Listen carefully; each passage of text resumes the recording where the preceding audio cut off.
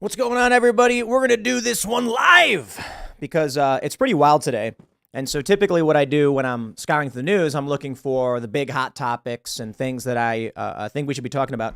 However, it's particularly interesting today because there's nothing but talk about Donald Trump surrendering the mugshot, but there's no reporting on that until that happens. So it's not like I can produce a segment like, oh, hey, guys, Trump's going to be arrested again. And then we have this in real time updating. The police are showing up. There's people outside. Protests are forming. And so, no, I typically have to record several segments before we get to that. And then, of course, we have more updates coming out with the GOP debate, more commentary. And so all of this lends itself to a better live segment for this channel than breaking it down into segments throughout the day like I normally do, which I kind of don't like doing, but I'm sorry, ain't nothing I can do about it. We got too much fractured news, big news happening today. So this warrants a live stream.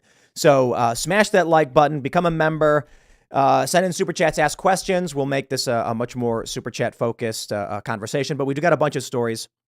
We've got obviously the one we have on screen, Trump to be arrested in Georgia.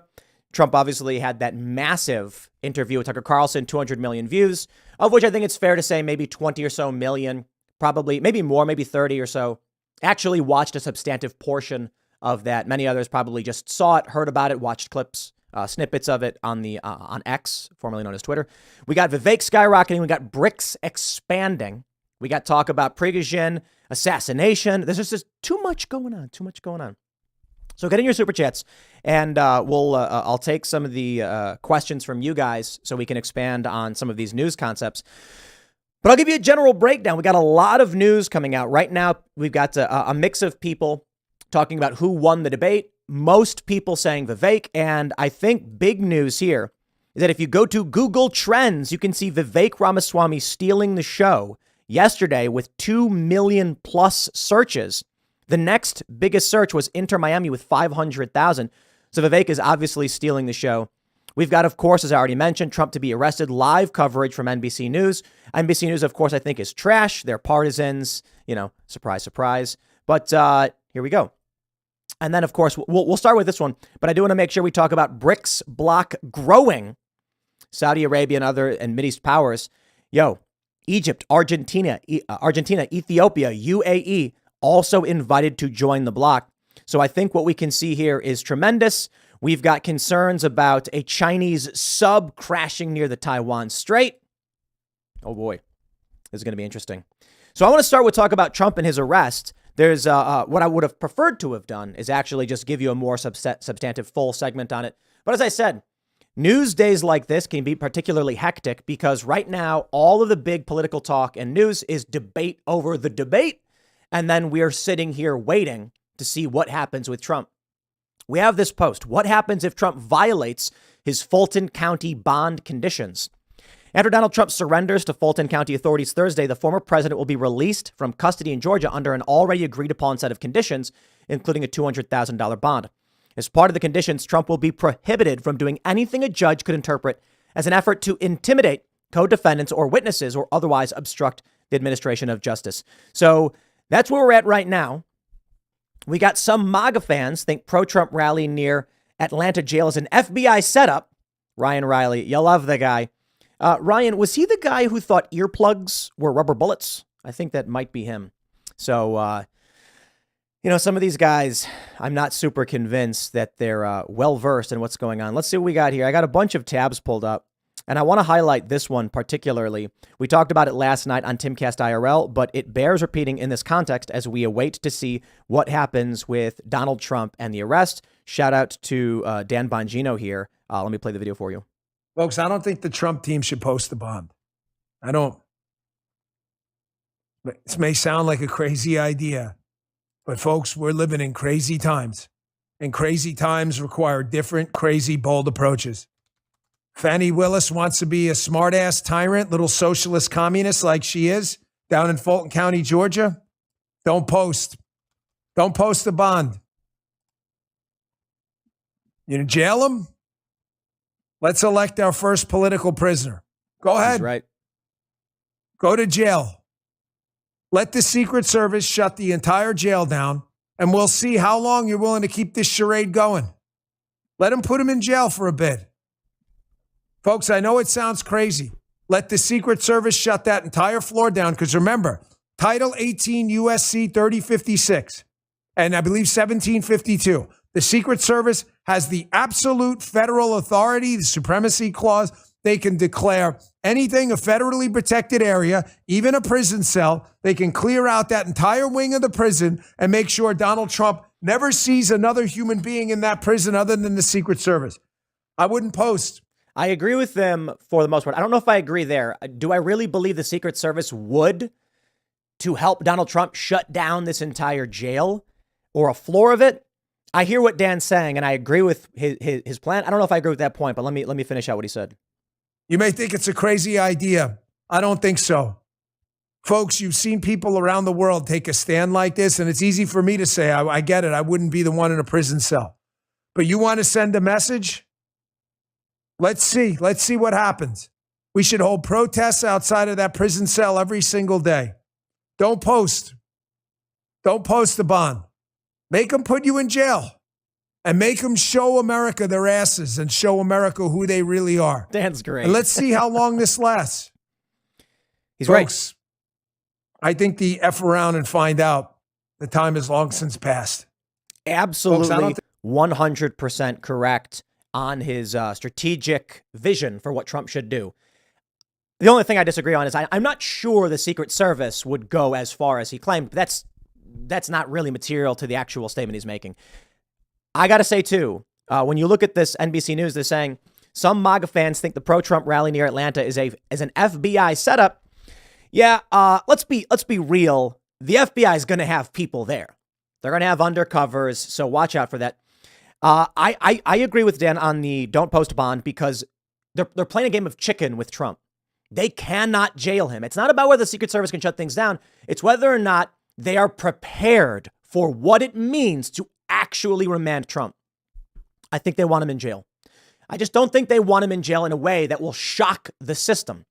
I would not be surprised if they tried to remand Trump. And I wouldn't be surprised if when Trump shows up, the judge says, you know what? I know you negotiated $200,000. Don't know, don't care. I don't agree with those terms. Bang, remand. I just don't think that's likely, right? And it's tough because I'm not a psychic. And so my views obviously will change as new information comes out. I think one of the reasons they haven't remanded Trump to custody just yet is that they know it's going to be a windfall for him in terms of support. It's going to terrify moderates. And this is what must be stressed to everybody who says Donald Trump cannot win. Trump lost 2020 by only around 43,000 votes. He does not need that much to win. And, you know, I keep hearing from these never Trumpers when they're saying like, and Trump didn't even do well in 2020. We went over all of that.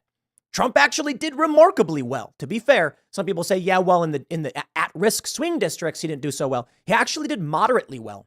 There are some surprising things, but I think it's all procedural. We saw Lauren Boebert nearly lost to Adam Frisch. Surprising. Rural district. But you know what? Mail-in voting matters, and Republicans are strategically behind the curve. If they pick up the slack, Democrats aren't going to win on policy or on charisma. They ain't got none of it. So here's what I said to supplement what Dan Bongino was saying about protests. Yes, protests. Here's what I said. If you're going to protest, here's how I would do it. And you don't have to agree with me. I would handcuff myself, just my wrists together. I would get cuffs. I'd have a key. I'd put my hands in handcuffs and I would get my group. We would kneel with signs in front of the prison with signs saying political prisoner, DOJ weaponization, and things like that. That way, you give the media some red meat. They're going to want to film this. They're going to want to show it. Think about how the left handles their protests. What you don't want is disorganized people who are easily subjected to a false flag. That is, if a bunch of people show up, and they're starting to do so, and there are feds or undercovers or instigators, provocateurs, Antifa, whatever you think, it will be very, very easy for one of them to chuck a bottle or something like that. And this is what they do. And then fighting breaks out. Then you're going to have a bunch of regular people. It's going to be chaos. Then the media is going to be like Trump supporters attack police, blah, blah. No, we don't want one of that.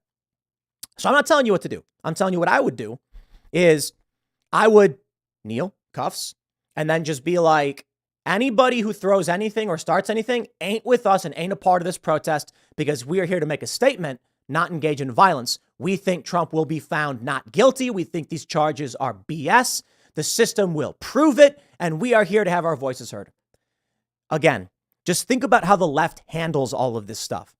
When they organize protests, they play the victim. They make sure, not always, but they try to avoid false flags. I'll give you an example. There was, and sometimes leftists know they engage in false flags on purpose. Let me explain.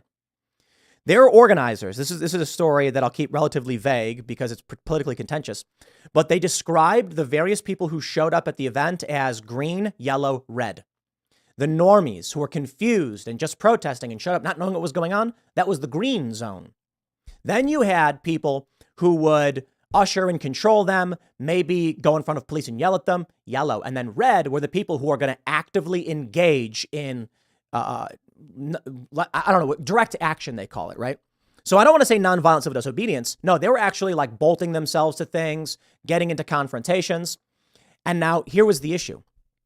Their plan was, one, control your crowd and know who's going to be doing what, but they want the regular normie people to be attacked by cops. Yup. So what happens is you see this at Occupy Wall Street. They tell a bunch of people like, hey, it's a rally. We're going to have, free drinks and sandwiches and talk. Then now we're going to march. Then once these normies are marching down the street being like, yeah, Donald Trump's bad. One of these guys they call like the Direct Action Committee group, whatever, Antifa guys wearing masks, will go into the middle of all of these normies, crouch a little bit down, and then chuck a water bottle in the air, which will then hit a cop in the head on his helmet, not injuring him. But then the cops are going to be like, this has become an unlawful assembly. Then you've got a bunch of normies in the front confused about what's going on, being like, what just happened? And the cops are now shoving them and hitting them. And they're going, dude, stop hitting me. I don't understand why I'm being hit. And then after it's all said and done, they hope the normies get arrested so they can radicalize them when they get out. So first, you're locked in a cell. They're singing songs together. They're hugging you, saying, don't worry. We'll take care of you. We'll pay your bail. We'll pay your bond. And then when these people get out, they're like, you see how evil the system is? You didn't even do anything wrong. You were peacefully protesting and they hit you and arrested you. These people are evil. The right doesn't do anything like that. And you know what? Unfortunately, to a certain degree, to their disadvantage. They shouldn't do anything like that, and I'm glad they don't. But that's why I'm saying you got to think about the strategy they have. When they're going in, they're thinking about what law enforcement is going to be there, what lawyers they have on site, who their direct action activists are going to be, who are going to actually physically confront people, and then their innocent victims that they can get on camera. They love to do this. They'll walk up, they'll have a guy with a camera, totally in on it. They'll shove a cop or do something to instigate, and then turn the camera on. And you'll see on video the cop walking up to somebody and shoving him with a baton or pinning him down. And they'll be like, oh, what are you doing? He didn't do anything, man. He didn't do anything. And then, of course, the videos that go viral show the cop just arresting a guy who's got his hands up going like this and shaking. What they don't show you is the 5 seconds before where that guy with his hands up shaking slugged a cop. They know the power of propaganda. People on the right, libertarians, post-liberals. I'd say one of the advantages that conservatives have right now is that the left has pushed out so many moderates that now you're seeing art, entertainment, and organizational power going and assisting conservatives who typically were never good at this. That I think will be interesting. So in the meantime, we're just waiting on updates. I don't even think Trump is actually going to surrender for some time now. Today, at some point, he'll be surrendering. We also do have big news as it pertains to Fani Willis. So let's jump in here. And again, hop in your get the super chats if you'd like. In between stories, I'll try and read a couple super chats and then have that supplement the conversation or soliloquy. I don't know, whatever. Forbes says GOP-led House Judiciary Committee will reportedly open an investigation into Fani Willis. I am not too upset with the actions taken by the GOP right now. We'd like more action. We complain about strongly worded letters. I think that's all legitimate. We have to keep pressure on them. But I also want to consider, to what degree are we willing to give them the benefit of the doubt that they are waiting until the election cycle heats up? That's the difficult thing. Why isn't Matt Gaetz having Kevin McCarthy removed? I like Matt Gaetz. I think he's a Republican firebrand. He means what he says. He actually makes a lot of moves that I respect. One of the very few in Congress that I do. I don't think Matt Gaetz is sitting there being like, oh, gee, gosh darn it, I guess we can't do anything about this, because he was part of the group that actually got that when they voted for speaker, they included in the rules that they can challenge him and have him removed. So then people are like, why aren't they doing anything?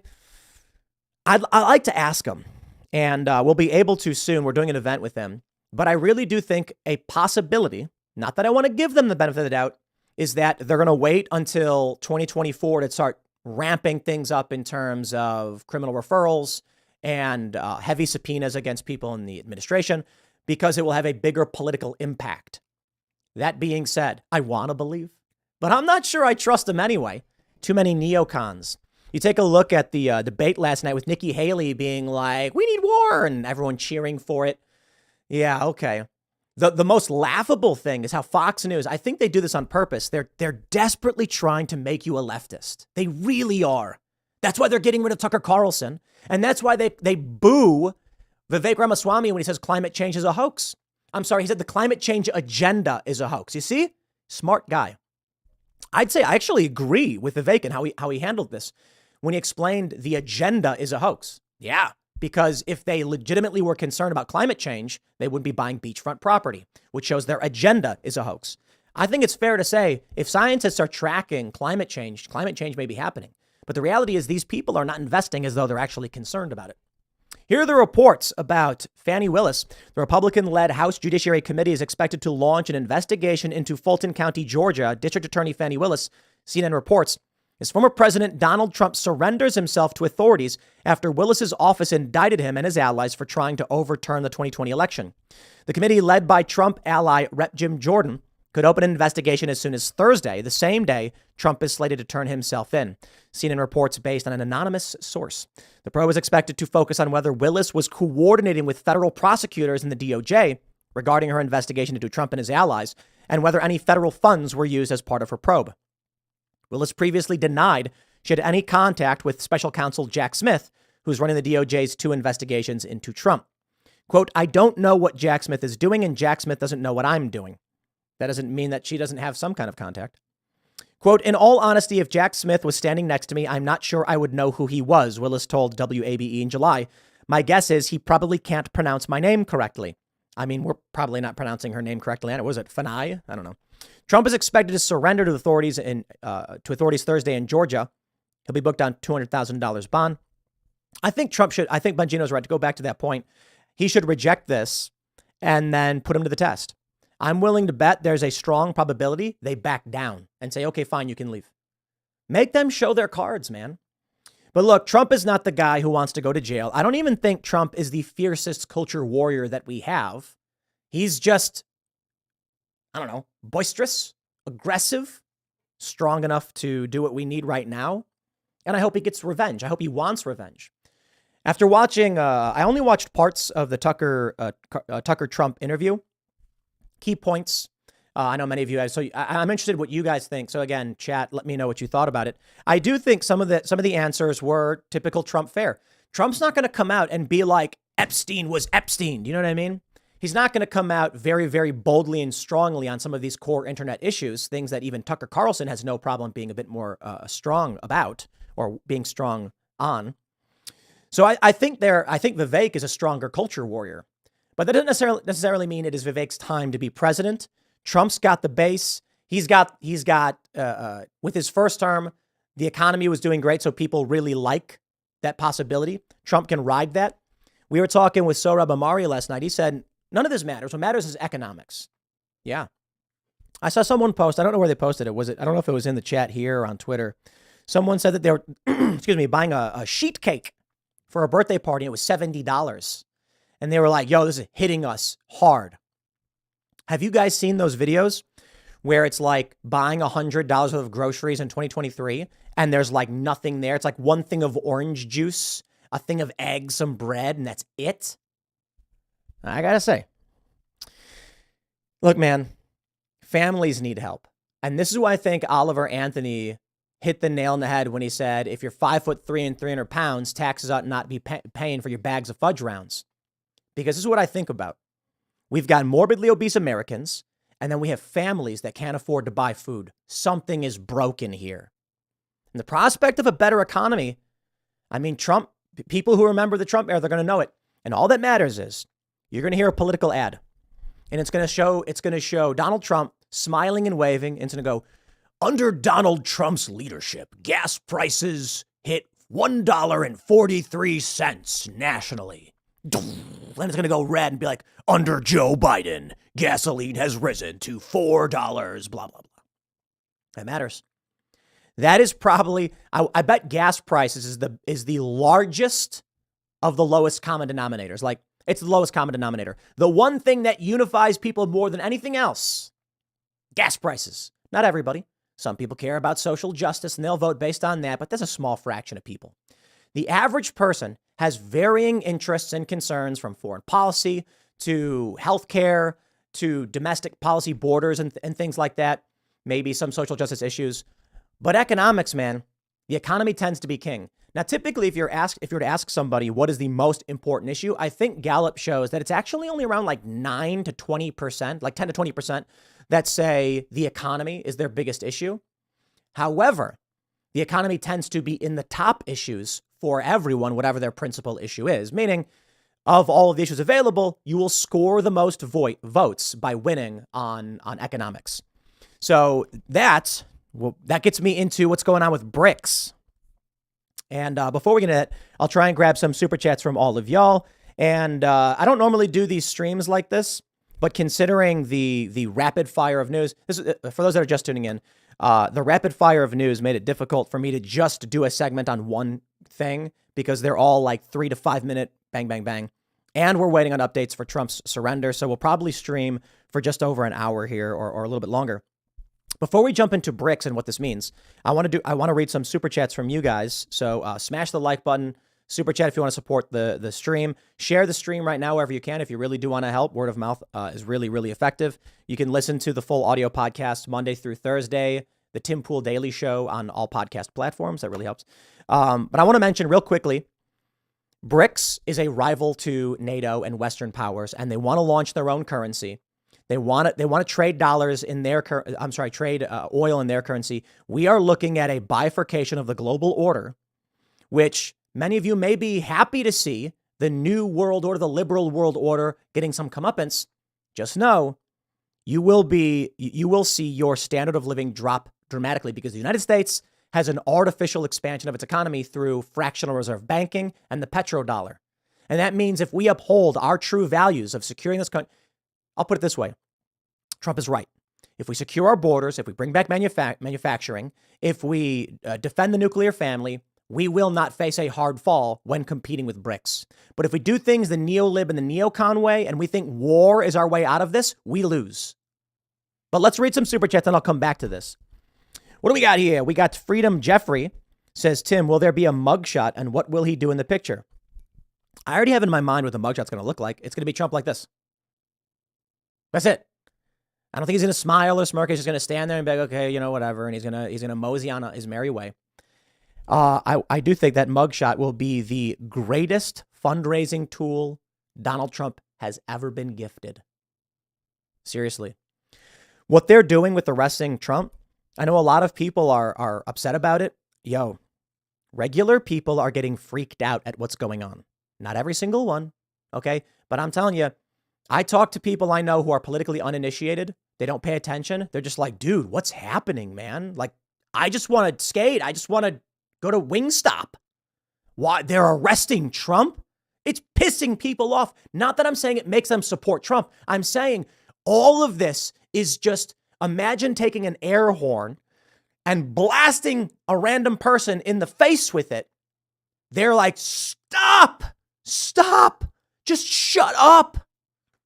So I think this is going to cost Democrats. I'm not saying it makes Trump gain. All right, where are we at?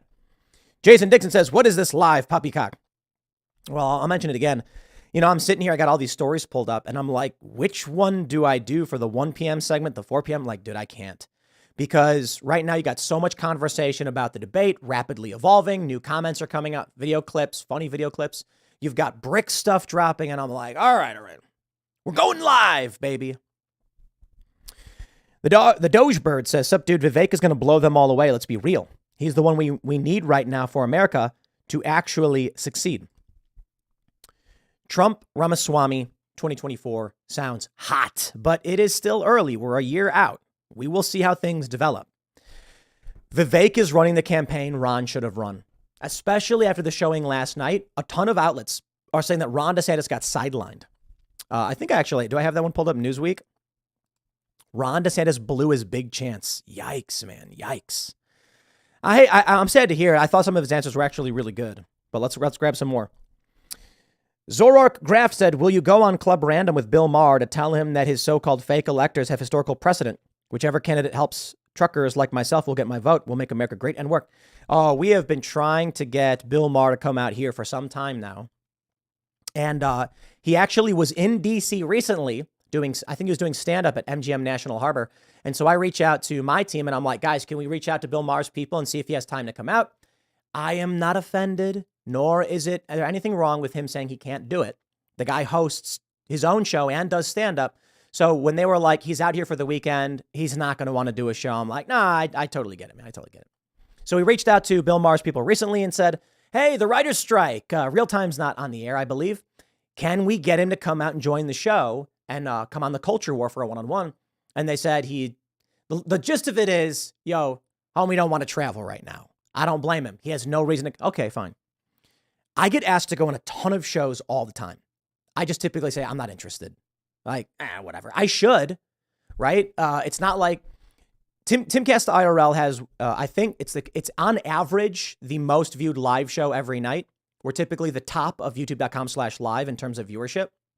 We do about 36 to 50,000 concurrent viewers on every show. It averages probably around like high 30s right now. We're out of the political season is just ramping up, so it'll probably increase. And I think we could do with promotion, and I should go on other shows, but I'm just like, dude, I didn't get into this because I'm trying to be the biggest podcast in the world or anything like that. I just want to do my thing, talk about what I want to talk about. But I do think it would be a bit more responsible if I did better marketing. That being said, I reached out to my people and said, tell them we will do a week in Los Angeles. I hate LA, by the way, but we will set up a studio in LA for the week and do what we normally do. If it means we can have Bill Maher on Friday morning Culture War, or I can go on Club Random and have that one-on-one conversation. I think it would be really interesting. I've been a fan of Bill Maher since I was a teenager. I remember I'm like 18 hanging out with my friends. We were watching that stuff. I remember I was a little kid when Politically Correct was on. I didn't really care for it back then. But when I was in my late teens, much more active in politics and activism and stuff, used to watch Bill Maher all the time. Which makes sense. Let's read some more. All right, where are we at? UP Shoot says, IRL airs at 2 a.m. for me. So I'll ask here, did you invite Dr. Steve Turley and or Pastor Jack Gibbs on the show? What was it? The latter, especially for ballot harvesting? I think they're on our radar, but I don't do booking. So there are sometimes I'll be like, hey, can we get this person on the show? Like with Bill Maher, I reached out. But usually the people who handle booking just book people. And I don't know who they're booking, and I have no idea what's going on. So I do have a calendar, which I track and see when people are invited. Sometimes people move around. Sometimes we have to intervene and be like, yo, we got to get this guest because this thing's happening. But usually I'm uninvolved. But Steve Turley would be cool. Yeah, yeah, for sure. We'll grab some more. What do we got? Oh, is that someone asking about Vivek on IRL? Man, Vivek, he's too big for us now, right? Nilfinity says, any plans to get Vivek on IRL? Also, do you think RFK Jr. is right about the power of podcasts in this election? Keep on keeping on, man. Love your all's work. We've had Vivek on IRL twice and Culture War once. Vivek came on when we were in Arizona. He joined us at Charlie Kirk's studio. We were using Charlie's studio to do IRL because we had some kind of like glitch or something. So shout out to Charlie Kirk. Really appreciate that. It was really cool to be in Charlie's studio. It was super fun. And Vivek joined us and I was like, dude, this guy's amazing. We then had him come on the Culture War for a one-on-one. And I'm like, dude, I want to vote for you. I was like, he's like the same age. He's a few months older than me. He sees a lot of exactly what we see as these like, look, liberals used to believe in family values. Where are they at, man? Left has taken over. I love the answers he gave on war and all that stuff. He then joined when I was out of town, unfortunately. I was bummed. I feel really, really bad about it. I had to go to the doctor, man, and it was a last minute thing. He ended up coming on and he did a really great job hanging out with Seamus Coughlin of Freedom Tunes, who was hosting in my absence. But Vivek is always welcome to come on whenever. He is having conversations with everybody. He's hitting the nail on the head with a hammer. I think he's doing tremendous, and he's always welcome back. But now I got to tell you, after last night, old Vivek's probably too big for us. Dude, he is prime time. He is the top. Everybody's saying he stole the show. I completely agree. All right. AJ says, take action. Don't ask permission. You won't win in a rigged game. I hear that. What do we got? Sean Wright. Dems will never quit. What do you think will be better their next? What do you think will be their next move? Sorry, if Trump actually gets the nomination. Everything they're doing right now, I see, is desperation. Right? Culturally, we're winning everything. The Bud Light thing proves it. Target proves it. When Sound of Freedom proves it. What are they? $180 million plus on a $15 million budget. The investors are getting paid back a 20% return plus their money. That's amazing. It's huge. If you told me I could make an investment and next year I'd be up 20%, I'd be like, sign me up, dude. Absolutely incredible. You take a look at the backlash and the positive, Richmond, north of Richmond. Culturally, we are starting to win. And I think a component of it is people like me, people like you, a lot of regular people who used to be default or passive liberal, who understood art, creativity, have now shifted over for a variety of reasons, maybe Trump. This means that conservatives, very smart, good with logic, now have people with past activism, organizational experience, creative experience. You take a look at where conservative art or like religious cartoons used to be, and it was just like always cringe. Now, you got Sound of Freedom. You got Richmond, north of Richmond. You've got a real push into an anti-establishment, more right-leaning space from people who are in the arts. And that culture allows you to control the system. Politics is downstream from culture. Breitbart knew it very well. Atomic Blitz says Brandon Herrera is running for Texas 23rd District. Would you consider bringing him on your show? He is coming on the show. We're really excited. I think he's coming on very, very soon. So super cool. All right, we'll grab this last one before we jump into the BRICS article.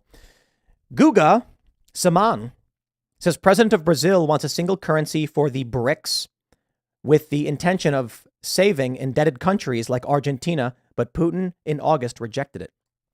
This should be interesting. Let's talk about where you may end up and why it is probably important you know about what's going on with BRICS. Bloomberg reports major emerging market nations invited top oil exporter Saudi Arabia, Iran, Egypt, Argentina, Ethiopia, and the Emirates to join their bloc in a push to expand its global influence. Leaders from Brazil, Russia, India, China, and South Africa agreed to enlarge their BRICS group from January 1st at a summit held in Johannesburg. South African President Cyril Ramaphosa said Thursday it'll be the first expansion since 2010. The inclusion of Saudi Arabia, the world's largest oil exporter, alongside Russia, Iran, the UAE, and Brazil, brings together several of the largest energy producers with the developing world's biggest consumers, giving the bloc outsized economic clout. With most of the world's energy trade taking place in dollars, the expansion could also enhance its ability to push more trade to alternative currencies. Quote, we have a consensus on the first phase of this expansion process, and other phases will follow, Ramaphosa said at the beginning of the joint briefing with the group's leaders. Agreement had also been reached on the need to overhaul the global financial architecture and key institutions to make the world more equitable, inclusive, and representative, he said. An expanded BRICS would also mean more say for the alliance in world affairs and may lead to a different type of global economy, according to Bloomberg Economics. That's because in comparison to the group of seven, the BRICS are less market-oriented. So I'll simplify it for you. The petrodollar. The U.S. doesn't export enough. Most countries have to be net exporters to maintain a strong economy. They have to sell more than they buy. Makes sense, right? Think about it for yourself. If you're spending more, they have to sell more. They have to sell more than they're buying, right? What did I say? Okay, a nation needs to export more export more products than they are bringing in. So imagine your house. You make, let's just do units, like just simplify, $100 a week. I know that's not realistic. I'm just saying, let's make it 100%. If you're spending 200% of your income every week, you are losing money. You are going to become poor. So you need to make more money than you are spending. Then what happens? Your savings grows, giving you the ability to buy more things later on, reinvest it, see a return on investment, and things like that. But if you're constantly, this is why living paycheck to paycheck is so rough. That's what the U.S. does. The U.S. prints money, quantitative easing, et cetera, et cetera. Taxes effectively, just according to basically modern monetary theories, taxes are pulled out just to control for inflation. That's it. When they're like, we need to raise taxes on the rich, that's not funding anything. They fund whatever they want whenever they spend money. So they're giving money to war. And then what do we do? Well, it's because of war we maintain this position. If you want to buy oil anywhere in the world, you got to use dollars. But now we're seeing countries start to use yuan. The BRICS nations want to launch their own gold-backed currency, and they want these other countries to trade with them. That means the U.S., no leverage. We are not manufacturing enough. Now, we manufacture culture, movies, Hollywood. But what does that really mean at this point? Now you've got Hollywood bending the knee to China, taking the Tibetan flag off of things. They're putting the dotted lines in some movies showing the South China Sea. They want to make money. They're taking black people off of posters because they don't want to offend Chinese audience. That's cultural control, man. We need to, this is why Trump is correct. Secure our border, boost our infrastructure. We need jobs here in the United States. We need to manufacture here in the United States, because if BRICS makes this move, we got one of two choices, baby. World War III or a strong domestic economy so we can sustain ourselves. Instead, the fight seems to be people like Nikki Haley, who says we should be at war. Okay. Good luck with that. World War III ain't going to be pretty. I don't want to live in poverty. I don't want the U.S. to lose standing. I love this country. But war and conquest ain't going to supply this country forever. They want this liberal economic order. They say, just use our money. Yeah, well, too many corrupt crackpots have exploited the system for too long, and people are getting sick of it. The CIA's exploits overseas ain't making you any friends. And you're opening up the door for places like China and Russia to come in and shut us down. Terrible stewards of this great gift in this country. It's unfortunate. Let's jump over to, let's see if we got any updates over on Trump here, NBC. 15 minutes ago, what do we have here? Raffensperger is subpoenaed to testify at Meadows' hearing. Here we go, ladies and gentlemen. We'll jump back to this, but first, we'll grab some super chats. All right, we got Clint Torres saying, Tim, I think Michael Knowles made a brilliant point today about folks that argue that we should let 2020 go. With them arresting Trump and anyone who tried to help him sort out 2020, how can we? It's true. We just got to be careful that, look, Trump's got his base. Oh, we got an update again already. Trump's got his base, all right, and his core followers. No new surrenders. All right, they say as of 12:15 p.m., there are no new surrenders of co-defendants, jail records show. Okay, so we're just waiting for Trump. We need to win over and wake up regular people. I don't know that Trump accomplishes that by talking about 2020. However, you can advocate for your friends and family to get on Twitter, aka X. Or I should say X, formerly known as Twitter. And just be like, well, look, we don't got to argue or debate. Just, come on Twitter and, I can share things with you. It'll be fun. Don't argue with them. Don't make them angry. If you're at a family gathering and you got your Democrat aunt being like, well, Trump's bad, and be like, okay, well, like, I don't want to argue with you. Like, I hear what you're saying. You should sign up for X, because then we can talk more and you can send me stuff. They'll say yes. Be like, if they say, did you know that Trump do this? And it's a lie, or it's not true, or you disagree. Here's what I'd say. I'd be like, honestly, I didn't hear that. And they're like, well, how did you not hear? I'd be like, I don't know. Maybe I'm not seeing the things you're seeing. Are you on Twitter? Are you on X? I'm like, no, I'm not. You should sign up. Then you can send me that stuff. Then what happens? They get on the platform. They start getting exposed to a wide array of information. I'm not saying it makes any Democrat turn right wing. There are Democrats and liberals and leftists on Twitter, but give them access to the network, to more information, so they can at least start seeing other things. Otherwise, what, they're going to watch MSNBC all day? Nah, that's not the way to do it. Getting people on Twitter, I think, is a power move. Where are we at? Ray C says, should get Torre Maris from Torre Says show on IRL. I'll see what our bookers are doing. I think I skipped over. Here we go. Sevi Rose says, Vivek is running for president. Pence is running for someone else's vice president. But Christie, oh, Christie, he's running to be Pence's chief of staff for a presidency that will never happen. Christie is the worst. He's got all these Democrats cheering for him. They're like, yeah, Chris Christie stole the show. Oh, okay. That's going to win over Republicans, the MSNBC crowd. To be fair, there's an argument to be made for converting Democrats to vote Republican. Fine, I guess. But if you're going to sacrifice the entire conservative base to win over 3% of the MSNBC crowd, good luck. You're going to need it. Guitar Player 1939 says, what do you think people should do if climate activists block the road? I saw a video from Ford Fisher. A lady gets out and just pushes them and then fans the car through. That would require having a driver and a passenger. Depends. I got to be honest. The climate change activists, I'm glad they're blocking the road. It's a good thing that they're blocking the road because blocking the road makes people hate them. Okay, I'll take the win. Dude, in this video, some guy tried gluing his hand to the road. My guy, you need to understand glue. Has anyone here listening ever tried to glue metal together? Okay, it doesn't work too well. The way glue works, it bonds. It depends on the glue, I suppose. But super glue, it might work really well on your hand because your hand has a bunch of grooves and bumps and stuff like that. Piece of metal, probably not going to work too well bonding with flat, smooth metal. And asphalt, choppy. But I don't know what kind of glue he had. But the cops poured water on his hand and then his hand came right off. And the guy looks at it like, what just happened? Like the glue came off. They poured water on it. That was absolutely amazing. I think it's possible the glue just didn't set. But these guys blocked the road. Some lady pushed them out of the way. And then you get people coming out of their cars being like, what are you doing? Yo, the best PR for Republicans is if you vote for Joe Biden, you're going to get a bunch more of these people sitting on the highway, stopping you from going to work. No, vote for us. We're going to do the right thing. We're going to make the economy better. We're not going to support these wingnuts. And they'll say, no, if we vote for Republicans, we'll get more of those activists. No, you won't. Think about it wrong.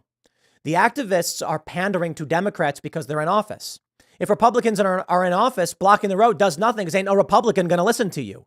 They're doing this because they're Democrat voters and they know Democrat politicians will do what they say.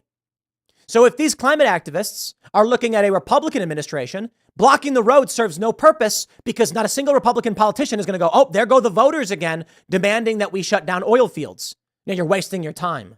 And they know it. So yeah, don't vote for those wingnuts. Timothy Keaton said Vivek said he wouldn't accept VP. You know, there's saying and there's doing, to be completely honest. I don't think Vivek genuinely believes he's going to win the nomination. I think he's doing a tremendous job, and I don't know where he goes. But come on, let's be real. Unless Trump is physically removed, then Vivek is not going to be the nominee. However, you know, if Trump is disqualified or they do something, maybe that's the plan. And Vivek knows that would be bad. That's why he said they shouldn't do it this way. But maybe he also realizes, look, in the event that Trump gets removed, there's going to need to be someone who can take that place at the very least. Maybe, maybe not. I don't know what his plan is, but I know he's a smart guy. And I know he knows how politics works. So we'll see, man. All right, where are we at? Jay Marie says gulags are next and we are the target. Yikes. Yeah, well, they're investigating James O'Keefe. I don't trust them, man. This is freaky stuff. Andre Tukalescu says 2 women had their hands amputated from gluing. What?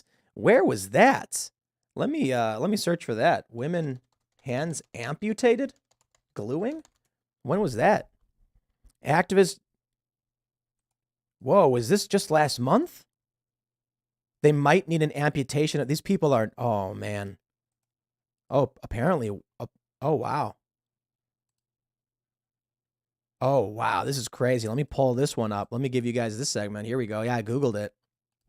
Take a look at this. India.com. Activists in Germany glued themselves to the road and they might need amputation of the hand. They say in a fresh day protest move, climate activists from the Last Generation group in Hamburg and Dusseldorf infiltrated runways. Eco-activists in Germany used a concrete and epoxy resin mixture to glue their hands to the asphalt in protest. Tragically, the consequences may require potential amputation of their hands. Yeah.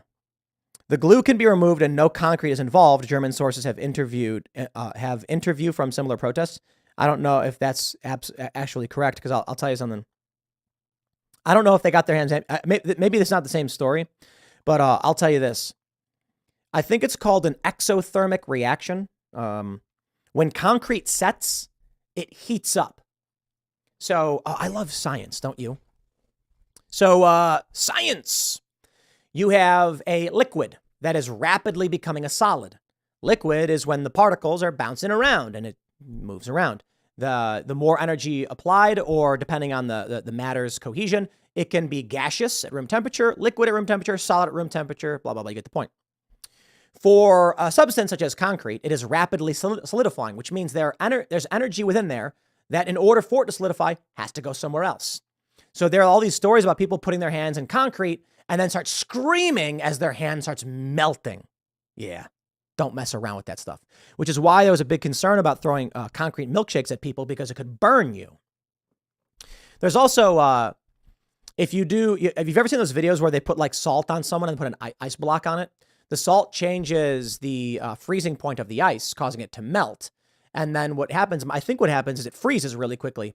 The ice has to absorb ambient energy in order to liquefy as the chemical state changes. And so when they put salt in your hand, it's like, it's not really burning. It's rapid freezing, causing damage. It's also how you can make ice cream. You make ice cream in one way. The way they used to do it was take ice, they put salt, then they put a bowl in it, and the salt hitting the ice would cause the ambient energy to be sucked up really quick, and then they could stir the cream and it would become ice cream. Science. I had an old ice cream maker that did that. You put ice in a cylinder, and then you poured salt in it, closed it, and then put ice in the middle, and you cranked it. I think it was like a kid's toy. And then that causes the cream to churn and then freeze and become ice cream really quickly. It's kind of funny. When I did it, I screwed up, and the salt got in the ice cream, and it tasted terrible. But, that's just me. All right. One of one says, Fox News, Ramaswamy was already a millionaire when he accepted Soros Award and said he needed to pay for law school. Your thoughts? None. Look, man, there are a lot of people that are saying, Ramaswamy did this and did that. And I'm like, I don't know that past behavior guarantees future behavior. It's indicative of, but people change a lot. I said I'd never vote for Trump. And then I came around because things changed. I said, I was wrong about that. Early on in the pandemic, I was in agreement with Trump on spending and on lockdowns because I'm like, dude, I don't know what's going on. Hindsight is 2020. So I don't know what to say other than if someone comes out and says, I will do this thing, then I'm going to be like, then I vote for that. Can you trust any of these people? Probably not. Will Vivek get elected and probably do things you don't like? I bet he does. They all do. That's why it's just like, I don't know, whatever. And that's why Trump is the guy. Trump tried really hard to uphold keep up these promises. He did let us down in a lot of ways. He should have gone after Hillary. He didn't do it. But I don't know, man. It's tough. It really is. Everyone's got bad baggage. To be fair, though, Ramaswamy, when the World Economic Forum put him on their website, he sued them and I think he threatened a lawsuit, got his name removed. Here we go. Saddle effing Trump says, Tim is right. Me and Tucker got my boomer mother on the artist formerly known as Twitter. Right. And then what you do is you recommend people to follow. You don't want to just slam people with the most egregious, like far right MAGA personalities. You tell them just to sign up and follow you. And then you retweet stuff and they'll see it.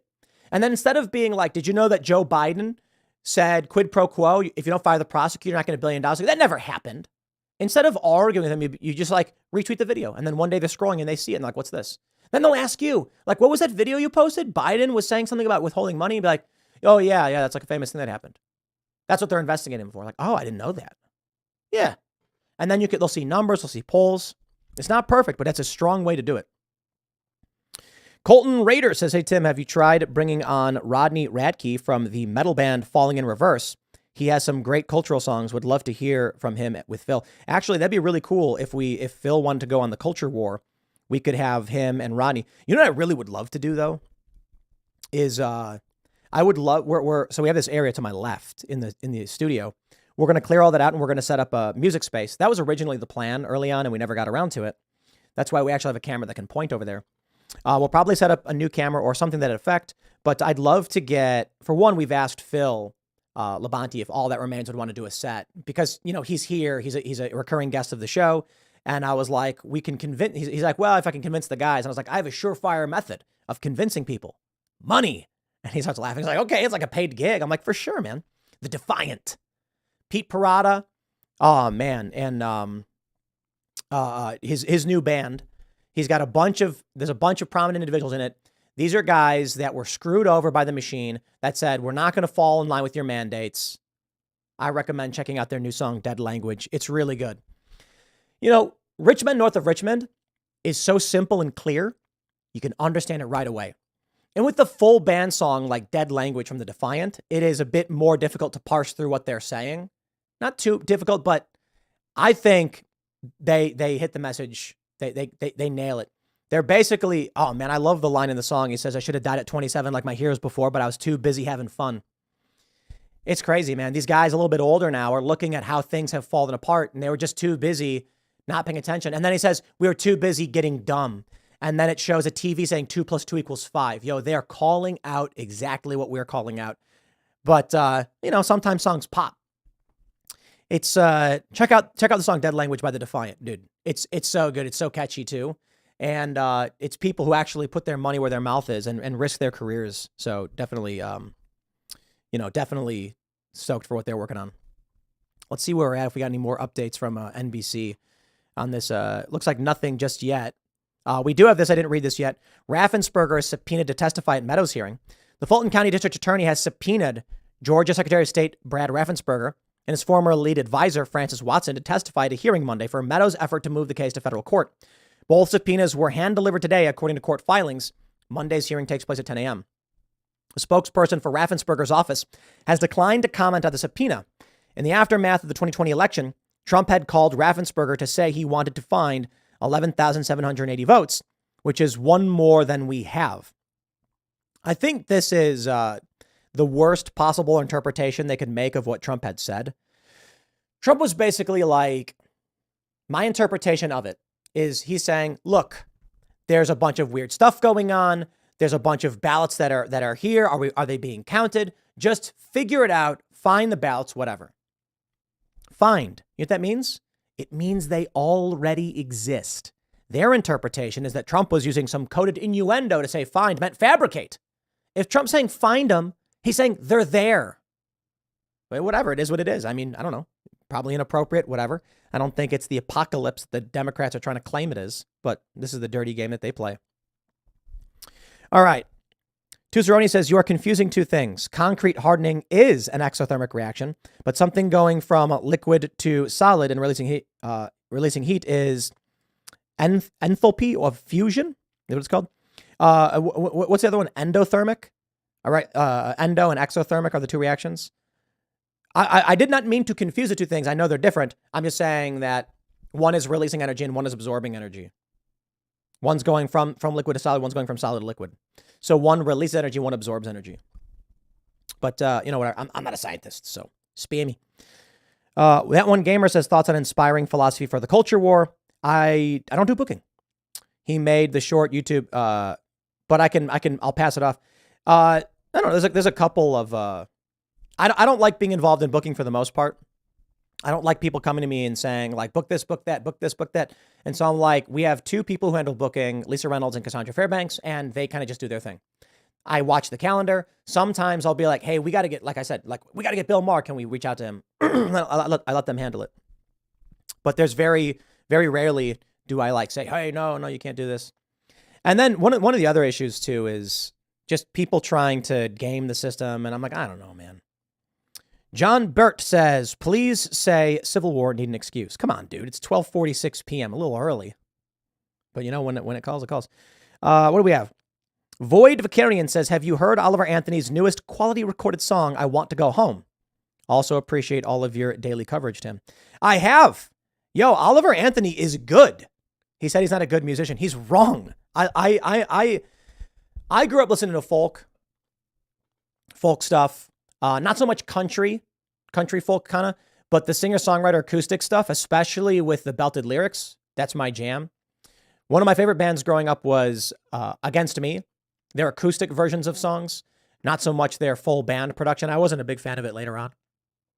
But I still like Agatsby. They're cool. Laura Jane Grace, shout out. Good music. Always has been. But Oliver Anthony's like politically charged singer-songwriter stuff, it's my jam. I'm listening to all of his songs. Ain't Got a Dollar is good. I think Richmond North of Richmond was a grand slam. I think I Want to Go Home is A rank. I think Ain't Got a Dollar is A rank. He's got a bunch of songs that are good enough to where I could just play them. And like very few bands do that for me. There's a bunch of bands where it's like, I'll tell you this, Judith from A Perfect Circle, one of the greatest songs ever written.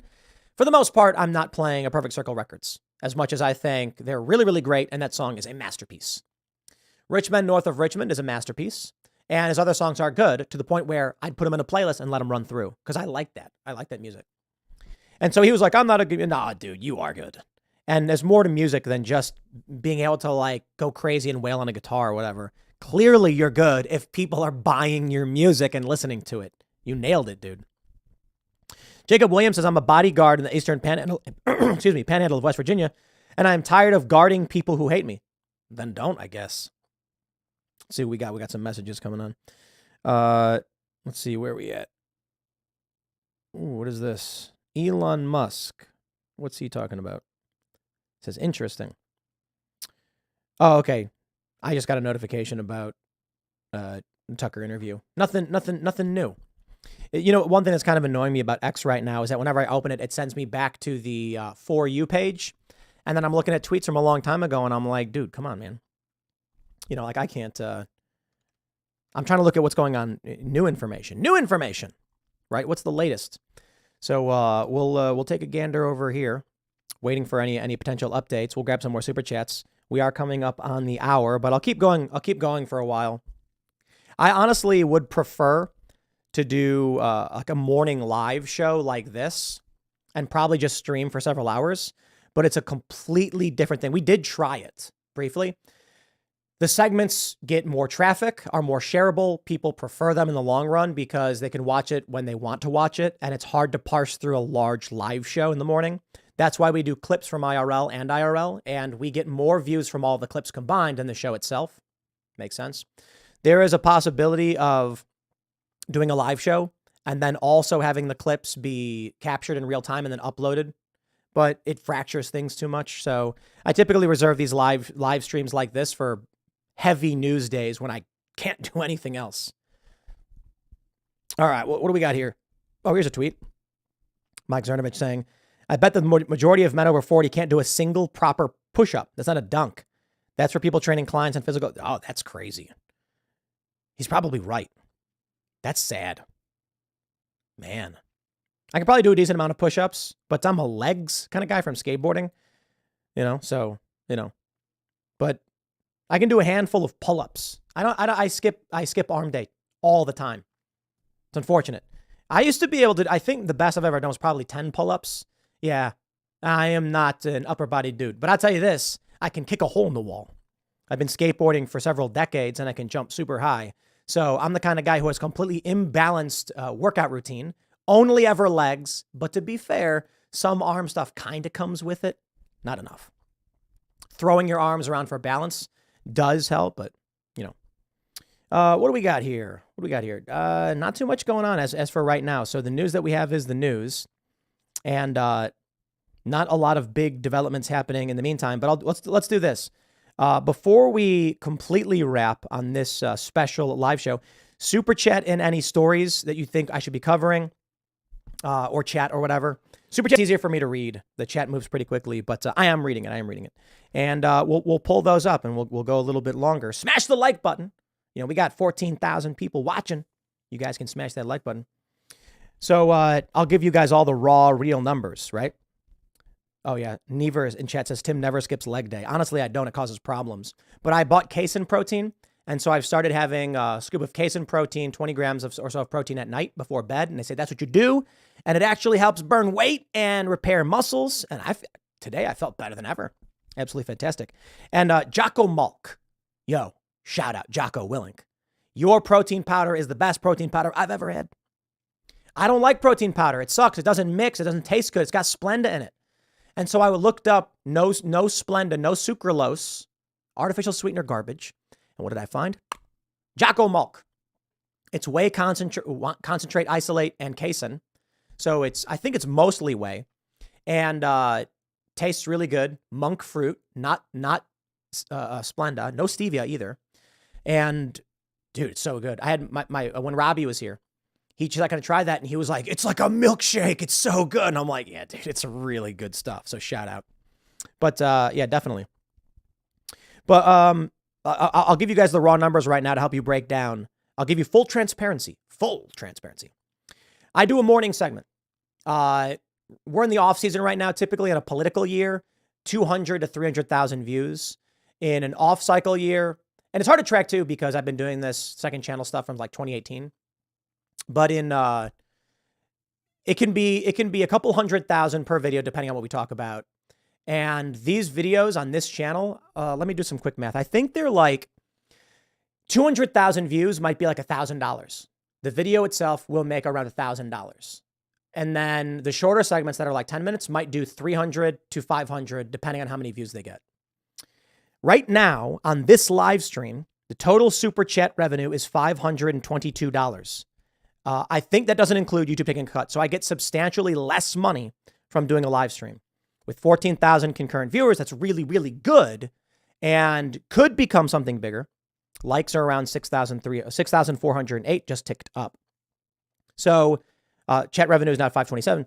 If I just do segments, then I think the math comes out to a couple grand per day from this channel alone. I think the total revenue from this channel alone is around $1 million per year. And that is after YouTube's cut. Just giving you the straight numbers. So just this one channel. With the old Timcast channel, which was the one segment at 4 p.m., which has now become Culture War, that one was generating a couple $100,000 per year.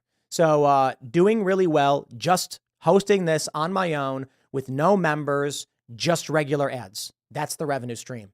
Take that, take the views, compare it to everybody else, and now you can figure out how much money they're making. I will tell you this. When it comes to how much money I get paid, for the most part, the revenue that I get paid in my salary comes only from this personal channel. And everything we get in terms of memberships, in terms of sales of coffee is I'm saying for the most part because I don't have the full numbers and there are profits every year and things like that. But for the most part, the overwhelming majority, 90 or some odd percent, is reinvested into the staff, the projects we're doing. Like I can simplify and just say, for the most part, the only thing that makes me personally money is this. What I'm doing right now on this channel, these 4 segments per day are basically what I get paid. So yes, I make a lot of money. When it comes to you guys as members, that's why I said like, hey, 20 grand for the skate event. They didn't want it. I got no beef. We won't do it. We'll do something else. That's why we're able to do like the big ads in Times Square. That's why we're able to give a $5,000 reward to catch that arsonist. It's why I'm able to contribute to, I'll put it this way. We want to do this thing where we do 10 grand per month. We want to like give back. We want to focus on cultural endeavors. I am not looking at look, I'll put it this way. If we shut down basically everything and only did Timcast IRL, I'd be making substantially more money, but I don't care. Like, I don't know, man. I feel like there's a certain point where enough's enough for me, at least. And I feel like the work I do on this channel is almost entirely on me. Granted, support staff, internet, IT stuff, it's all part of the big picture. But I could shut everything down and just do these shows and be well off. I think with Timcast IRL, I do that every night. And almost all of the money we make from it goes into the crew, the projects, the plans, the mission, and the other staff we have, people I believe in, people I want to see doing more work, building new things, expanding new things, cultural things. And don't get me wrong, it's all part of the net worth of the business. Like I'm losing money from it, but I'm not personally taking the profit to buy myself a yacht or anything like that. I'm not interested in that. So what I'm really hoping to do is do more give back stuff. And so we will. I'll briefly mention the stuff with the Martinsburg skate thing and how that went down. Super simple story. Some locals are like, hey guys, are you coming to the skate event? And I'm like, I don't know, whatever, like whatever, dude. Like I play poker on Saturday for the most part, much to the chagrin of my girlfriend. She likes playing too. She's pretty good. But I skate a couple times a week, pretty hard. And, I did a nollie laser flip for the first time in like 10 years yesterday. And it was really bad. But I don't care. I'm an old man. I'm 37. I landed it. Heel drag. Gross. I'm taking it. And so like a week goes by and I get asked again, like, hey, they're asking if we're going to come to this thing. It's like happening in the city. They put out flyers. Bands are playing. Apparently there's merchandise and there's vendors. It's like a DIY thing. DIY means not official. Do it yourself. A do-it-yourself space typically is random people showed up and did random things. And so then I'm told they're going to do like a best trick contest. People are throwing down some cash. And I was like, bro, I will throw down. We will make this legit. So apparently the locals, people have hit me up and they're like, we'd love it if you like, hey man, come hang out and skate with us, bro. Where are you at? Because there are a lot of local skaters that we've met at various skate parks. And so here's the thing. How am I supposed to know that there are people who assert ownership over the spot? Like, I have no idea. All I know is people said, hey, come out to this random thing. It's a jam. Public flyers, public bands. And so I'm like, all right, I'll blast it out, dude. Like, we'll make it legit. The last time we did this, we got about 150 people to come out. So what am I really thinking is going to happen? Yeah, like 100 people from the area might show up because I blasted it out. And we'll let people know that we're giving back. Well, the guys who run it got super mad. Didn't say anything to me. I don't know them because I didn't know people owned it. They don't own it, apparently. They said they'd remove me for trespassing if I showed up and I'm not welcome. And I'm like, what is even happening, dude? It was so passive for me. Hey, here's a flyer. You coming to the event? I don't know, whatever. Next week, hey, you still going to come? They're doing a thing. Okay, sure, dude. Like, I'll tweet it out. Why am I being sent a flyer if they're like, don't share it with anybody? So the issue is, whoever in the area who's saying there's a DIY spot clearly doesn't view it the way the guys running the thing think it is. But apparently they're like, we have permission to be here and the authority to remove anyone we don't want. And I'm like, bro, I had no way of knowing your abandoned industrial foundation with obstacles built on it that someone asserted authority over it to the point where they would say, don't come and bring money. I had no idea of knowing that.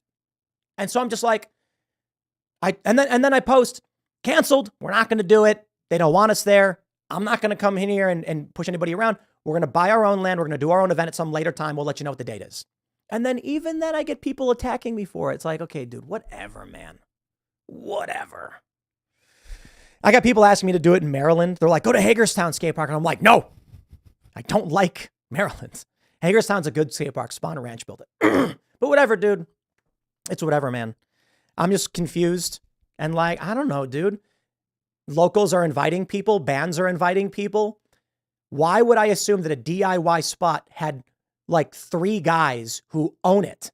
That's like the weirdest thing I've ever heard. I've never experienced that before. I have been skating for, I'm going on 2.5 decades. And like every time there's been a DIY jam, random people show up bringing random things. There's never been an issue. And in my experience, every jam contest or local event I've been to, when a pro shouts it out and announces they're coming and bringing people, what ends up happening is you have a bunch of people from the area showing up and everyone is super excited for it. So I had no reason to believe this was anything other than that. Plus, they're talking about how they want to build a permanent park here. And I'm like, that's what we're doing. Like, we're going to go buy land and we're going to build a plaza on it. It's going to be a privately owned public space. Granted, we got to do like liability protection stuff. But the idea is like, we own it. Y'all can skate here if you want at your own risk. And so they're making this argument about how they want to own the land and all that. They want to build a park and everything. And it's like, okay, well, I don't know anything about what you guys are doing. I didn't know that they were, owners or whatever. And we were going to bring in a handful of pros and bring in a bunch of money to boost the economy and show that building a nice skate park here can attract people from around the area. And when they come here, they eat here, they shop here, they buy here. That's the point. You make these attractions. But anyway, I got no beef. I have no idea who these guys are. I have no idea why they said they would physically remove me or I'm not welcome. I don't know them. And I did not know they were owners. I'll leave it at that. Anyway. What do we got here? Joe Hooper says, Tim, please do yourself and the viewers of Timcast a favor by getting YouTuber Serpentsaw, a.k.a. Winston Sturzel, on to educate yourself and the viewers on China-related topics. I mean, we've wanted to get him out here for some time. I don't know. Drakus says, Jocko also makes these amazing energy sodas with monk fruit in them as well. Always chug 2 of them before a shift. I'm going to buy them. Because we do have energy drinks. So I'll definitely, dude, I'm not kidding. The Jocko Mulk protein stuff. I don't know the guy. Never met the guy. Legit. The problem I have with the Jocko Mulk is that I want to keep drinking it because it tastes like a milkshake. It's too good. But I must have restraint. Here we go. D99 says, been wanting to call in for the members only, but it's late. I think you don't get hate from Trump supporters because they don't expect you to be for Trump. But I think DeSantis supporters, I got a lot of hate from Trump supporters. They call me a bunch of naughty words I won't repeat. But it's like, they're not as, they're Trump supporters. This has always been the case. Look at the meme where it's the guy standing in the middle and then he says both people are making good points and the guy on the left shoves him into the arms of the MAGA hat wearing dudes. I'm like, are you okay? Every encounter I've had with Trump supporters in the streets has been, please, I'll take anything I can get. They're like, the media lies about Trump all day, every day. And I'd say, well, Trump did bad things. And they'll be like, I see what you're saying, but what about this? And I'll say, okay, fine, fair point. I was like, aha, I'll take what I can get. DeSantis supporters seem to be an inversion of that. I do know good DeSantis supporters. Will Chamberlain is a good friend and friend of the show. Always welcome here. And he is probably the best ambassador for DeSantis, in my opinion, because he's exactly that kind of guy. He's going to be calm and he's going to say, I get where you're coming from. I can respect it. Here's my view. And then you're just like, okay, dude, that's cool. Like, I agree with that. But then it's like, look, man, I tweet out a defense of DeSantis. I still get a wave of people tweeting nasty things at me. And I'm just like, see you later. I know DeSantis people get that from Trump too.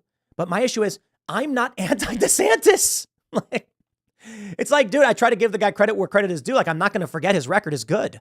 And I think he did a good job. Second place yesterday at the debate, obviously. He had good answers. But I still get flack from people for it. Yo, that's indefensible. Sorry. You can't do that. That's crazy. Politically Defiant says Chris Christie's nickname should be Failed Mall Santa. Tim, we need to continuously remind folks all the failures of this current administration and the triumphs of the former and how we can excel for greatness again. The key is in their hand. Vote DJT. Trump's not a perfect guy. Trump's actually a rather flawed guy. But I think Trump is our best option right now. And that's not saying much. I don't think Trump is like on a scale of 1 to 100, Trump's at like 55 for me. Like foreign policy was great. Economy was good. Those things matter. Border security. These are all massive net positives. Drone strikes, not a fan of. Stopping the reporting of the numbers, not a fan of. Commando rates, not a fan of. But his foreign policy gets a net positive from me. Abraham Accords, these are all net positives. Trump did bad things. Fauci, not good. John Bolton, not good. Firing missiles into Syria, not good. So it's like demeanor, all of these things matter, but this puts me over the middle mark where I'm like, I think it's a net positive. I do. And I'll take what I can get. Even talking to Dave Smith about it's fascinating because he's like, no, we don't like any of these guys, but no new wars. Like, at what point are you like, I know we don't often get an opportunity. So as much as I don't like a majority of his policy, like, take what you can get. I dig it. Your Daily Beat says, hey, Tim, I've been watching your show since 2017-16. I think we need to unite the right through nation, unity, and family. Vivek Ramaswamy, man. National identity. But I got to warn you, unite the right has a negative connotation because of Charlottesville. It is what it is. Where are we at? Jocko energy drinks. I think I should order some. That'd be really great. You know what we really want to do is we wanted to do for the culture war, RFK and Vivek.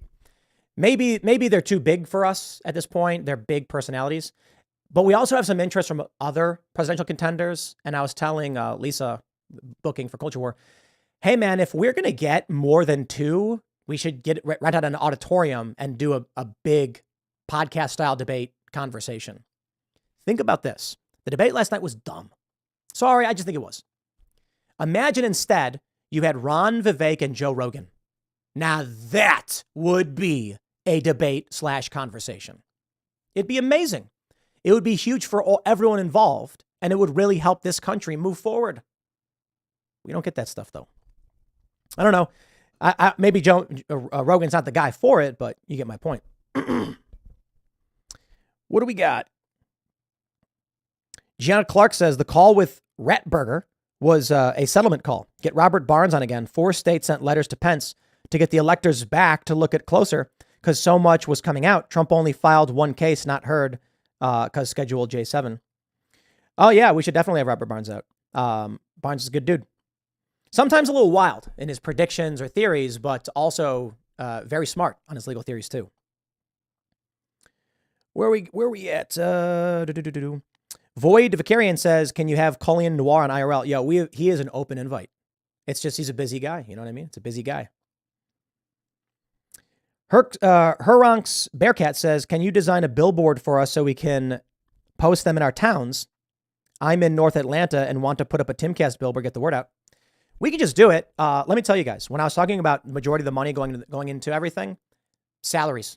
Like it's overwhelmingly salaries. There's a decent amount of cost that has to go into covering travel for our guests, which is expensive.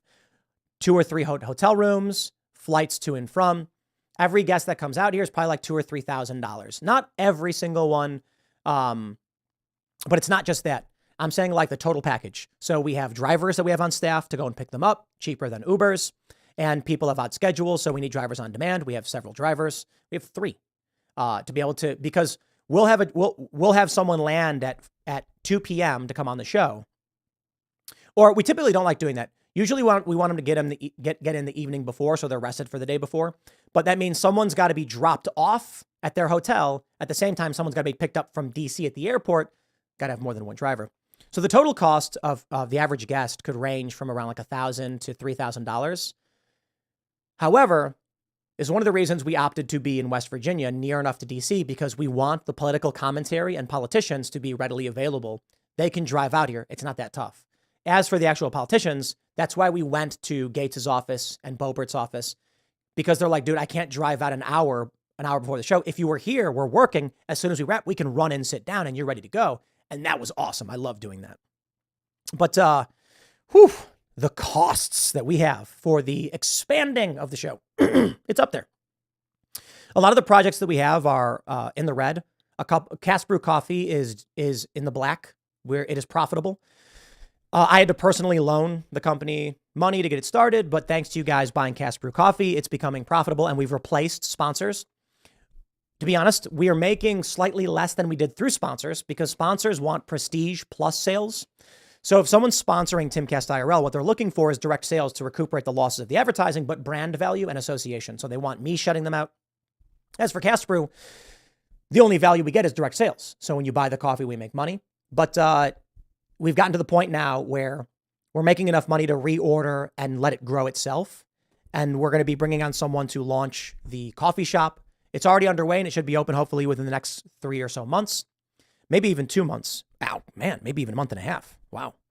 At this point, it may be 2 months. And then we're hiring a direct manager to oversee the total expansion and franchising and all that stuff. So as for all the memberships, it's like covering the cost of the website. It's covering cost of the news team. It's covering the cost of other employees and other shows. All other projects make a certain amount of money.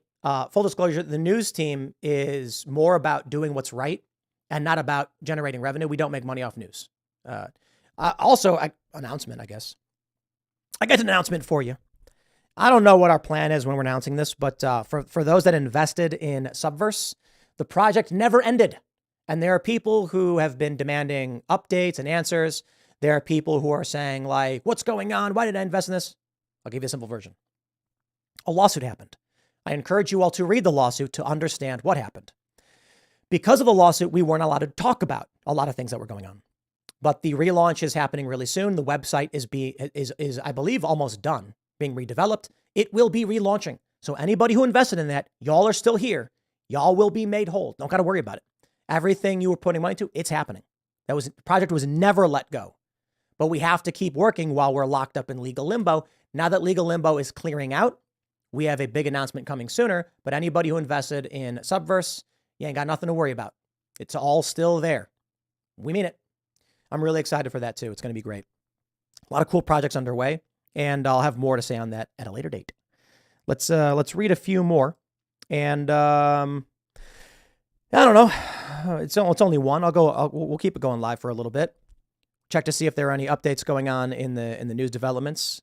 We've got Willis asks for an October 23rd trial start date. Whoa! Holy crap. We got a lot of updates here. Fulton County District Attorney has asked the court to set a trial start date at October 23rd for all 19 defendants in a new court filing. Wow. Yo, they want to get Trump off the ballot. That's crazy. October 23rd? Jeez. Hey, man, I got to be honest. Sooner rather than later. Seriously, Trump wanted to delay it. Maybe that makes sense. But if it's going to be in the cycle, sooner rather than later. Meadows, former Trump White House chief of staff, has agreed to a $100,000 bond, 2 counts in the Fulton County indictment, violating the RICO Act, and solicitation of violation of oath by a public officer. It's insane. That's insane. After he was charged with Trump and 17 other co-defendants last week, Meadows sought to move the case to federal court, arguing that the charges in the indictment pertain to actions he took while he served in the Trump administration. Wow, man.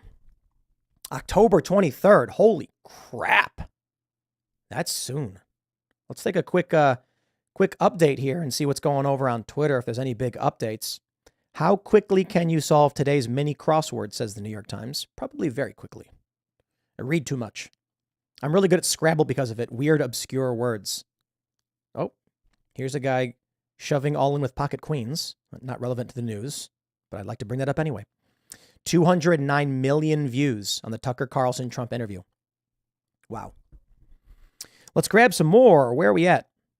Grab some super chats. Fart Sausage says, please tell me you fired Ian. Why? Yo, let me tell you. When we were at the Turning Point event, no one on the stage got a louder applause than Ian, and Ian walked off the stage and hit the ground. Dude, Ian's explosive rant about masks. First, let me say this. Oh, it can be frustrating. I don't like semantic arguments. Ian's been doing way better in the past year plus. There's got to be contrasting views. It's remarkable to me that people are like, I don't like hearing Ian be wrong. It's like, should we just be a show where everyone agrees? And it's all just going like, I agree with what you said. I also agree. Do you agree, sir? We agree. We got to have some disagreement. And Ian's got experience in a lot of areas. And I think it works out very, very well. He's brought up things that have made us think, but more importantly, understand this. Not that it's exactly why he's here, but he plays foil sometimes. Like, he's going to come out and have a position on something we've not expected and force us to articulate our positions better. It really does work out well. I just can't, it really is confusing to me that people are like, I don't want anyone to disagree. It's like, dude, people don't like Trump. People, like, the people who don't like Trump exist. Let Ian explain what he doesn't like about it. Let us counter that and let everyone else hear it. But I think the best way to sum it up was one of our members called in, and as they were rapping, they said, Ian, you're both my favorite and least favorite person on the show. And I'm like, hitting the nail on the head with the hammer. You take a look at like Luke, everybody loves Luke. Luke's a superstar, co-hosting the show periodically, seasonally. And he benefits tremendously. Everyone, they're like, this is the guy. But it can't always just be everyone always agrees with you. And I think Ian is actually a really great person for that contrast because he's not some far left psycho. He's more of a regular dude who plays video games, has a wide range of experiences, and he's more like a Marianne Williamson, right? He's got, hippy dippy views. He's open to conversation. He will call out Biden on some things, call out Trump on some things. Then we discuss it. We talk about it. I think it adds a little bit of spice to things. I don't know. It is what it is. I think I enjoy having Ian on to push back and for me to push back on. It's funny when people are like, Tim will never accept that other people are right. And I'm like, I have views. They have views. We argue those views. Ian says something. He's allowed to say it. He says that on the show. People hear him say it. I'll say the inverse. Often it's 3-on-1 because everyone else is like, no. But I think it's fun. And Ian had that viral clip where he was like, I won't wear the mask. Ah! Really angry. Don't make me do it. I'm like, that's it, man. That is like the normie rage. This is, I think it's funny. Hassan called Ian a conservative. What, dude? Whatever, man. But you get it. Nug says Ian sucks. He constantly derails otherwise interesting conversations. That fair point. But I don't know. Nobody's perfect. And so that's the one thing that everyone agrees on. It's like, don't derail. And sometimes he does, but I think he's been substantially better this past year, right? Michael Martin says, can you add an espresso to the lineup at Cast Brew? Yes, we're doing that. Focus with Mr. Bocus, espresso dark roast. That will be coming really, really soon. Coming soon, super excited. Where are we at? Hobbit says, the political bickering after the debate last night had me feeling tired and unwilling to pay attention or care. Hate feeling defeatist. I hear you, man. I definitely hear you. Jerry H says, my first super chat ever, I cracked up when Ian went off. Love you, man. This is what I'm talking about. There are a lot of vocal people who are like, yo, we don't like Ian, but Ian is a 1 or a 20 kind of guy. He nailed it. It's like, so for those who don't understand the reference, we have emojis on IRL, a 1 or a 20 on a 20-sided die. In D&D, 1 is a critical failure and 20 is a critical success. Ian doesn't seem to have many middle of the road positions. It's like either he derails or says something stupid and everyone's like, oh no. Or he screams, I won't effing wear it. Don't make me do it. And everyone's like, that was better than a 20. My favorite was like Ian cracked the dice open in his rage and revealed a 21 inside. Like, you see the point? No one else explodes like that on the show saying, I won't effing do it. Like, and everyone loved that moment. So it's either a really good or a really bad moment. So, you got to accept the wild card sometimes. It's tough. Like part of me will look at it from a business standpoint and it's like, would we be better off if we just got some more inline thinkers and it was just like me, Seamus, and Luke? We'd probably get substantially more views, but I am not doing this to generate profits for my pocket or to be the biggest podcast in the world or anything like that. There's tons of things we could have done to be the biggest, the best. We're just trying to be us. We're trying to be who we are and do what we like to do and be real as we can to ourselves. And that's it. And that means I enjoy hanging out with Ian and talking about this stuff with him because sometimes it feels like he doesn't get it and it allows me to explain things in ways that normally wouldn't come out on the show. Maybe we'd do better. I also just don't know. I don't know. Maybe we take that element out of the show and then people are like, this is homogenous and boring. So we just do our thing. That's it. But we'll address whatever we can. All right. Brian Bradley says, completely agree, Tim. Sometimes I want to strangle Ian, but he 100% is also my favorite guest as well. Seems like a real person. Much love. Keep going, right? It's the double-edged sword.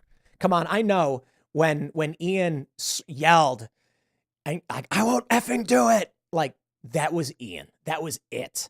The fact that everyone's sharing it, they're making remixes, they're making memes. The fact that Hassan Piker did address it and called it conservative. I'm like, when he rolls a 20, he rolls a 20, man. He brings up good points when he does, and he brings up bad ones. But look, even when, I think it all works. Even when he says something like, Trump is bad, he's so bad, and everyone's posting ones in the chat, that's a good thing for the show. Because then all of us will come out and articulate our thoughts in a way that people wouldn't normally hear. If a regular person watches the show and we're like, Trump is great, and they're like, yes, moving on, they'd be like, BS, I don't believe it. When Ian then says, no way, man, like Trump going out there saying, I'm the best, that's bad. We don't want someone bloviating. And then someone might be like, yeah, I agree with what Moon Lord just said. And then we counter with our view. And someone might be like, okay, I agree with Ian, but I hear what they're saying. Okay, now I better understand it. Like, that's how I feel about it, David says, okay, keep Ian, but put him on Adderall. Ian's been working out. And the joke is he's going to become more conservative from lifting. And he gained, I think, like 17 pounds in muscle in the past month and a half. All right, Waffle says, I'm getting back to work on the RPG. I hope will replace the D&D one day and honor Gary Gygax. Hope Ian considers working on it with me. That's the other thing, too. We have the video game we were working on for some time, and I believe we're going to open source the code. We just have to do it. It's called, I guess we'll just talk about it. I think it's called Normie Quest.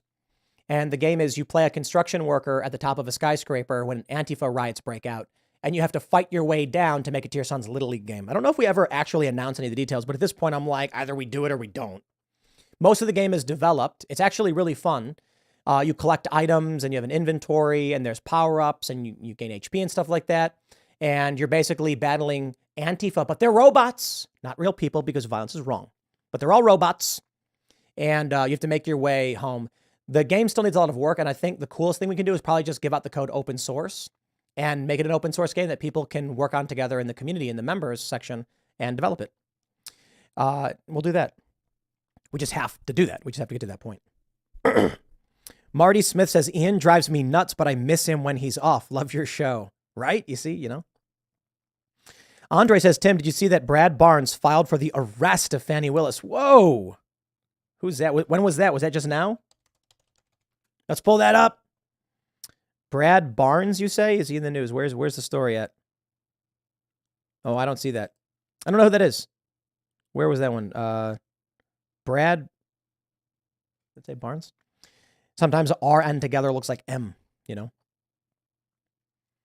DC Me Now says, I'm a fairly popular comedian on TikTok. Don't even start, I know. But anyways, I think I could definitely bring Cast Castle to the glory you envisioned at first. I am interested. We're all interested, actually.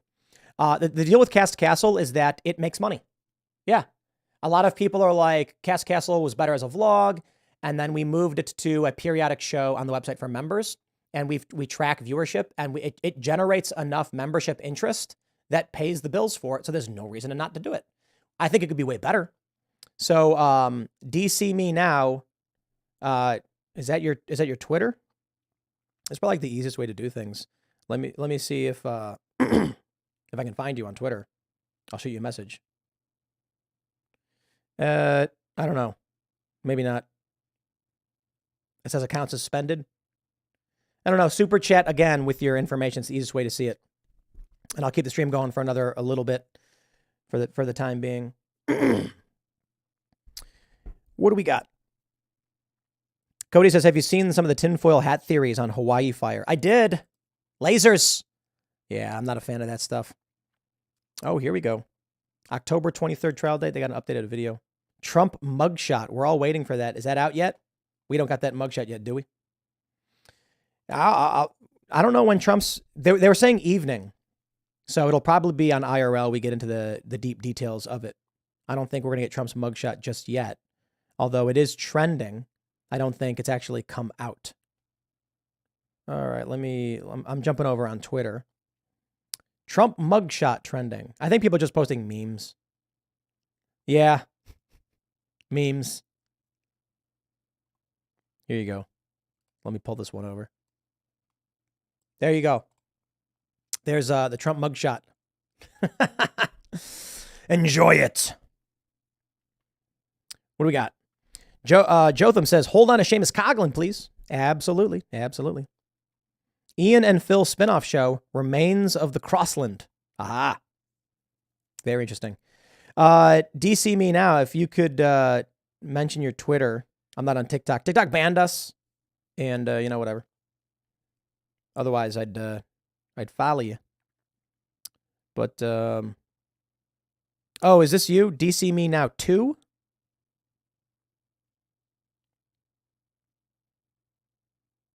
Maybe this is you on Twitter? I don't know. I think so, right? You made a new one because you got banned? Well, we'll see. The issue is that we don't just need a comedian for Cast Castle. We need a showrunner, which is a very, very specific and different thing, and it's very difficult to do. Let's read some. We'll read some more super chats, and then I think we're getting close to wrapping up here on the special live edition of Timcast News this wonderful Thursday. And I'm also particularly hungry. Brian Gady says, have you ever reached out or considered Mark Driscoll on the podcast? He would be a great guest for Ian. Could be interesting. Maybe one thing I can do, because I like doing live better. It's easier to go through segments and have everything lined up. One idea is like what a lot of people do is they do the live and then they pull the segments 3 to 10 minutes and put them up. And we were initially trying to do that. And it's just, so here's what happens. I often will sit here working on other things as the news passes me by because you're waiting for news developments and then trying to get something up recorded as quickly as possible for that time slot. It is what it is. And it's hard to do that with live. With live, I suppose you have the news right when it breaks, but then I would have to have someone watching and pulling the clips and grabbing segments in real time. So maybe we do, then the issue is like if I do a 2-hour morning live show, which would save me a lot of time, the segments are uploaded throughout the day. I mean, maybe that makes sense. Maybe I should do that. And then we just have the segments on this channel and I do a new live channel or something like that. That's what we were kind of trying to do with the Timcast channel, have that be a live morning show and then put the clips on this channel. And it just really didn't work out because a lot of people who would watch the morning show live would not watch the clips afterwards. The clips would then get substantially less views, which would hurt in the algorithm. And then it was just nuking the channel. So it's like, it's hard to figure out how to navigate it, to be completely honest. You know, Triton54 says, Tim, Meadows may refuse to surrender. Has a federal hearing Monday. Fannie refuses to extend Friday deadline. Wow. Whoa. Your jurisdictional tinderbox theory may be real. I don't know, man. I think so. We'll see. I guess we'll wind things up. It's really cool that everybody maybe we do live Thursdays. Maybe we could do that. Maybe I just make Thursday like a live show. I don't know, man. It is a lot easier to do it this way. So maybe what we can do is on Thursdays I do morning segment at 10 a.m. and then noon live show for an hour and a half or 2 hours. I don't know. The clips just do better. It is what it is. Rowan Cohort says we need a weekly rant segment from Ian. Get him hopped up on pre-workout and let him rip. Yeah. Sammy says, where's my favorite potato? He left. Seamus is gone. He's abandoned us. But hey, it is what it is. Thank you for all the likes, smashing the like button. Thanks for tuning into the special live version of the show. I'm going to upload it and get everything up on the podcasts. Check out Tim Pool Daily on all podcast platforms. The Tim Pool Daily Show is where I combine everything. And in fact, you actually get a bonus segment because the last portion of that show is delayed till Friday on YouTube, but it goes up daily on the Tim Pool Daily Show. I've never been big on caring about the podcast platforms, so we've never done any strong marketing for it. But the revenue generated from ads on podcasts is like 10 times to 40 times what YouTube is. Crazy, right? So it is what it is. But you know what we never had here at Timcast is like a development director, someone who can be like, hey, look, you're doing all these things. They'd be more effective if you did it this way. When I was talking with the Daily Wire crew, we were talking about a partnership. That's one of the things I know they could offer, that they know better how to market and boost podcasts than I do. Because I'll be honest, all of this, everything we do, it's all word of mouth.